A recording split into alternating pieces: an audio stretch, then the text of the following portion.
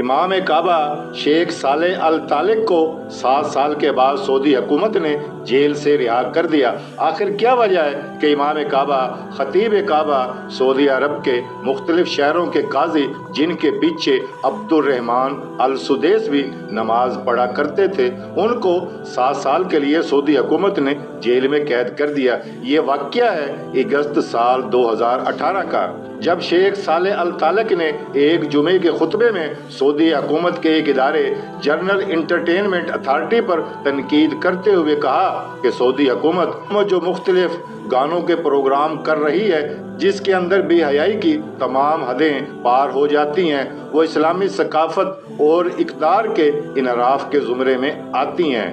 اس کے بعد سعودی حکومت کی جانب سے ایکشن لیتے ہوئے شیخ صالح الطالق کو گرفتار کر لیا گیا، اور گرفتاری کے بعد ان کے خاندان اور ان کے وکلاء کو ان تک رسائی بھی نہیں دی گئی،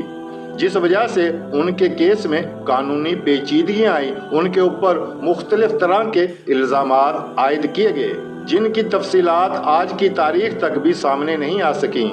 ابتدائی طور پر کرمنل کورٹ نے شیخ صالح الطالق کے حق میں فیصلہ سنایا اور انہیں رہا کرنے کا حکم دے دیا،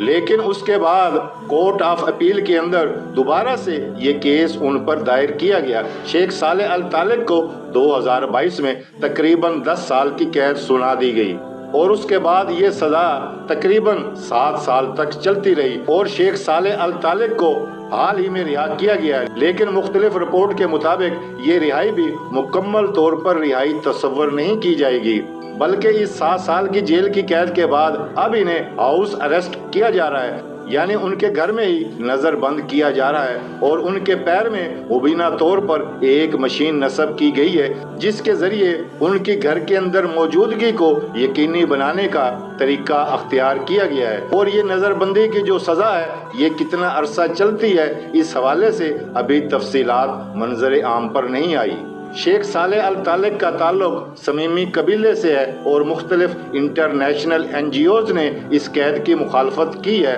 چونکہ یہ قید آزادی اظہار رائے کی مخالفت میں ہے۔ آپ کی اس بارے میں کیا رائے ہے؟ کمنٹ میں ضرور آگاہ کیجیے گا۔